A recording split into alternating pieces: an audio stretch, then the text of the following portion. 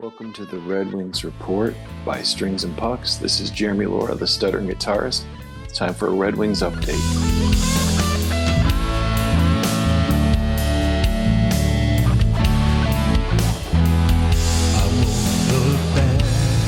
So first I want to talk about some channel news. With the growth of Strings and Pucks in both guitar and hockey, I made the decision to go ahead and split up the channel. So all of the hockey content will be moving over here on what was my original channel, Stuttering Guitarist, and Strings and Pucks will focus on guitar content.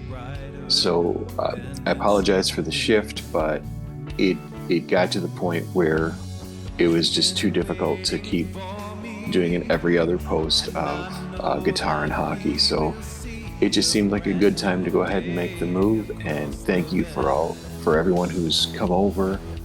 I will be posting some of the other content from Strings and Pucks on here.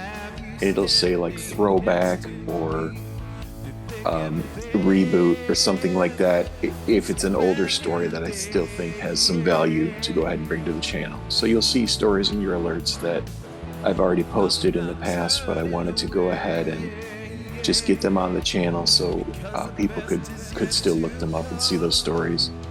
Today I wanted to talk a little bit about Jacob Bernard Docker. Jacob Bernard Docker was brought in free agency, very low cost acquisition, just on a 1-year term, young player. There are some articles online of Buffalo fans who were remiss at his dismissal, thinking that he was a low-cost addition that played well for the team in his limited stint there.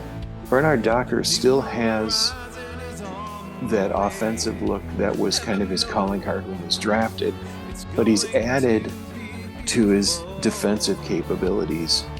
If you go to Hockey Hot Stove today, I posted a tweet from some of his time in Belleville. He had blocked 3 pretty big shots in a single shift, and he's now being described as gritty by some people, as a pain to play against. And for me, with his age, his skating ability, he can stay healthy, and with what he brings to the table, this may actually be a good line mate for Edvinsson to look at if Edvinsson isn't moved up to skating with Seider. Because remember, they skated together last season toward the end of the year and actually looked together. But assuming they want to keep those two separate, Bernard Docker may get a chance to skate on that line.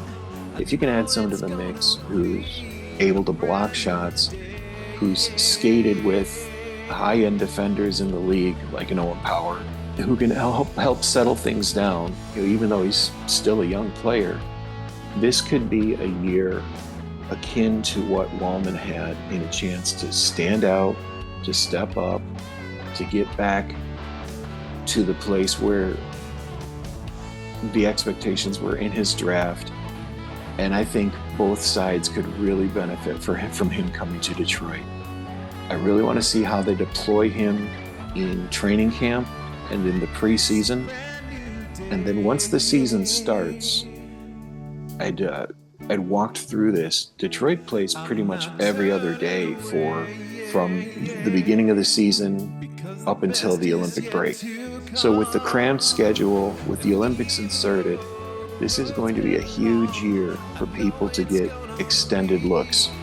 And right now, of the players that have been brought in, of the players in the system, defensively, to me, JBD looks like a candidate to have a breakout season, to reestablish himself, or just establish himself as a top 4 defenseman in the NHL, and to help Detroit lock it down. If Todd McClellan and staff can get the defense to a place where they're steadier on the PK, steadier at even strength, and also they're looking to Gibson to help lock that down, because your goalie does have to bail you out a bit, right? And Detroit just, they haven't had the mix of a goaltender that can bail out defenders who you're either developing like a Seider or an Edvinsson, or the veterans that were brought in just haven't lived up to what the expectations were.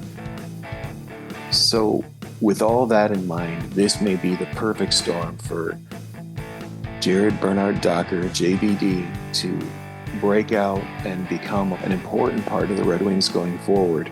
I really feel like this is a year for Jacob Bernard-Docker to stand up, to make his name. He's going to get an opportunity that he might not get on a team like, even say like Buffalo, but in Detroit it's wide open. So for JBD, obviously hoping the very, very best for him this year, but I think this signing above all the other things going on, there's a ceiling there that could really see him go to the next level and ultimately help take Detroit to the next level in their development and rebuild. Please let me know what you think in the comments. And now with the channel here dedicated solely to the hockey part, it's going to be much easier to live out and schedule that focus. So thank you. Please share, like, subscribe to this channel, and I'll talk to you soon.